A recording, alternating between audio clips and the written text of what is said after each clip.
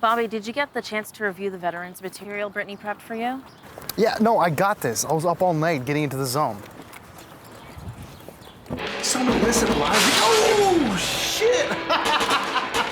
Who's a terrorist now?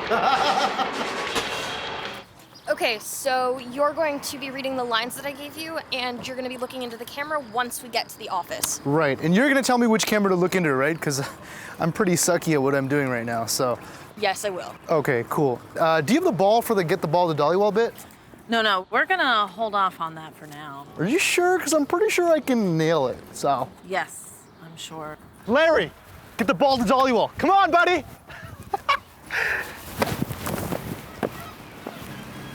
Slippery. The ball's wet, Larry. I don't know where your hands have been. I want to dry off next time.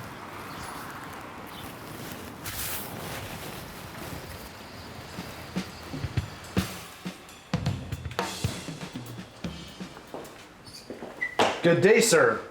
Bobby Dhaliwal? You bet. Thank you for doing this. It means a lot to me when we're Canada. We should really be the ones thanking you. Thank you. Okay, Dave, what we're gonna do is have you sit over here, then we're gonna do a little thing for the camera, then do your one-on-one conversation, and then launch the fundraising campaign. All right, sounds great. Great.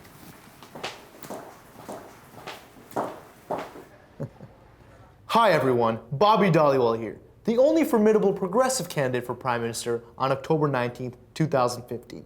Now, I want to discuss something that weighs heavily on a lot of our consciences.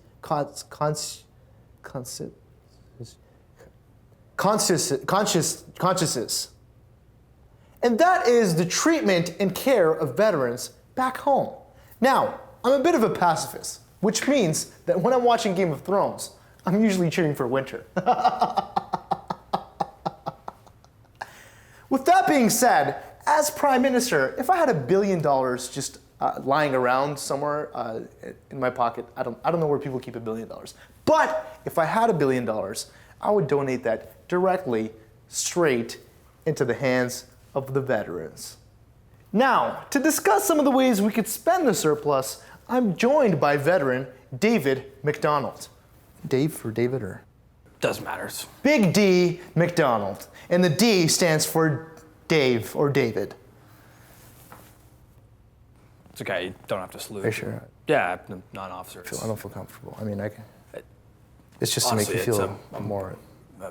I'm good. There you go. Okay, thanks.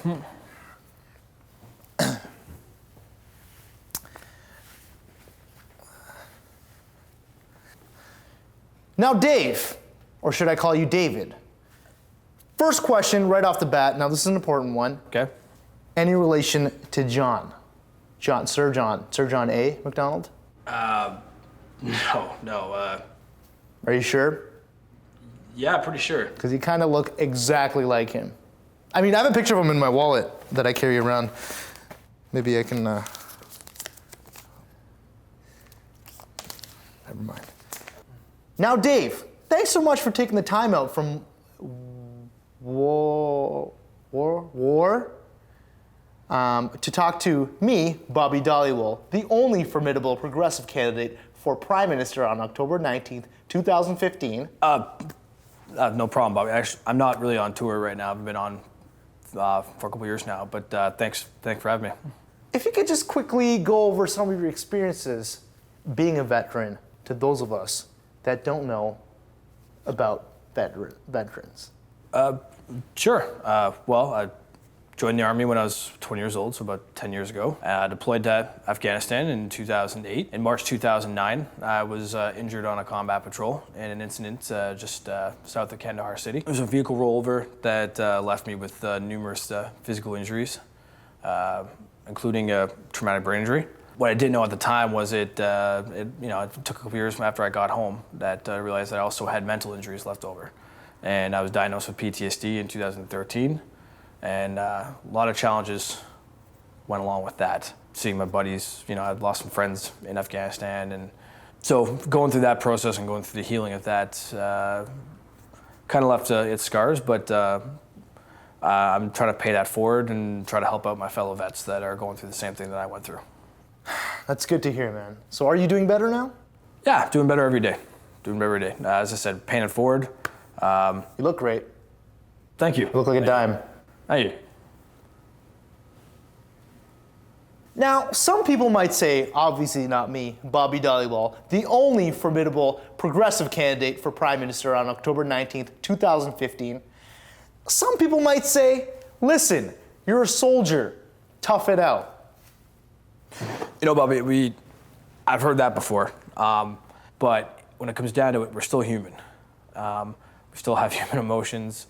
And to all my vets out there that are maybe going through hard times, I can just say that if you are going through, a challenge right now, that it's okay to come forward and ask for help. That's the human thing to do. You don't have to be tough 24/7. Leave that on the battlefield. You're home now, and it's time to come forward and ask for help. Now, wounded warriors. What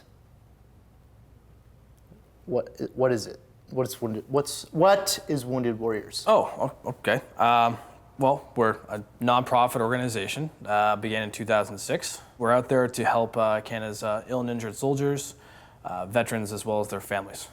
We've realized that when a veteran comes home and whether they've been injured or not, but if they've been off to a war, that they're affected. But it's not just, obviously, the veteran that's affected, though. It's also the entire family that's affected. So we've recently switched from being just the veteran-centric type care to holistic, the entire military family care. We offer a series of programs. Such as? Well, we are the nation's leader in animal-assisted therapy. One of our programs we run is a 9-day equine therapy program. For those who don't know what that is, that's using horses. And then we are the nation's leader when it comes down to PTSD service dogs. So providing animals, dogs in this case, that are specifically trained to assist the veteran who has PTSD. And we advocate to get them service dog status, and that was granted last year, and we're working with various organizations in Canada to get it onto a national scale. That's really amazing. Any Canadians against horses or puppies clearly don't have a soul. You know who I'm talking about. Looking right at you. Amazing. Thank you so much, Dave, Big D McDonald, for joining us today. Again, you don't got to salute. It's all right. I'd feel really right if you could just participate. I'm not an officer, though. I'm just I don't corporal. It's never really salute in the army. No, not really. I mean, we salute officers, but we don't. What if I salute and give you a handshake? Just Maybe you can. I appreciate it, though. In support of Wounded Warriors of Canada and the animal-assisted therapy programs, I urge all real Canadians to drop and give 10. 10 real push-ups or 10 purpley Canadian dollars.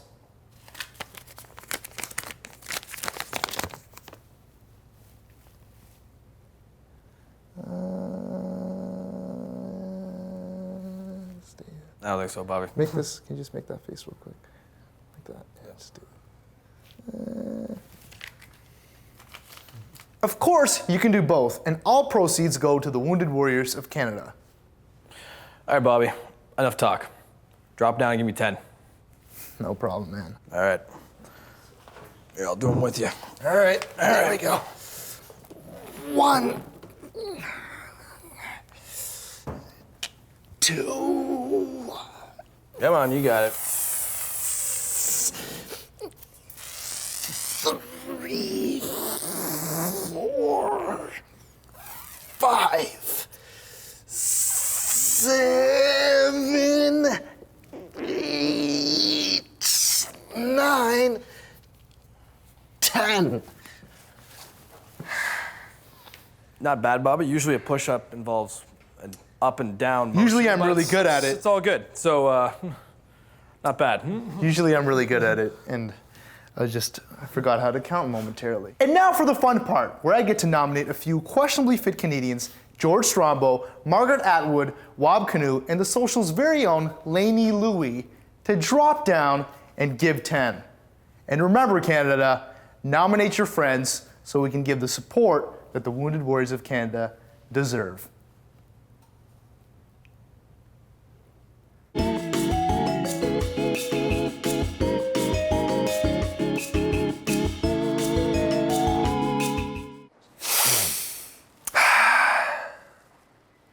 So, how'd I do? Good. Effective. Could have done with a few more salutes. I know, I was saluting the guy, but he just wanted to shake my hand. I'm trying to make him feel at home. I'm sorry, are you anti-handshakes? I'm pro whatever he was comfortable with, and clearly he's comfortable with salutes. I don't think they don't go up, hey Corporal, how you doing? Pretty sure he put out his hand for a handshake. Right, but I wanted to make him feel more at home, more in Afghanistan. Which is not his home. But I mean, you know, let him feel comfortable. I don't think he was comfortable Yeah, in but- Afghanistan. Plus, you know, me being a brown guy, maybe that helped too. But you're not from there. I know, but he doesn't know that. I could have told him. He would have maybe believed me. You're gonna lie to him? No, but I looked the part. So there goes half the battle. But they wouldn't salute civilians How do you in Afghanistan? Yeah. Do you only salute other people in the army? It's not a thing. Should I have thrown a stone at him? No, I think you should have just shaken his hand. That's what I'm saying. Like, Yeah, but that's like you meet people. He's a person. he's in the army. Shake his hand. I mean, if you see a soldier But on an you- airplane, what do? Hey, buddy, how you doing? No, you go, thank you for your great service to this country. I hope you enjoy your free ride on this plane. But when you meet someone in civilian clothes and they put their hand out for a handshake, you shake it. But that's, You shake it. wouldn't that be You shake disrespect? it, Bobby. You shake hands. You shake hands. Okay, It is got what it. prime ministers Listen, do. They shake hands. If I ever see a soldier again, I'll never salute him. I'll shake his hand. Even if he goes in for a salute, I'll go for the hand. Are you happy? Is that what you want me to do? So how do you feel about not being able to participate in the whole challenge? I mean, that stuff doesn't really bother me personally, but I can understand how it might get to some people. Oh. It's okay, you guys just go. I'll get out after. Oh. Never mind.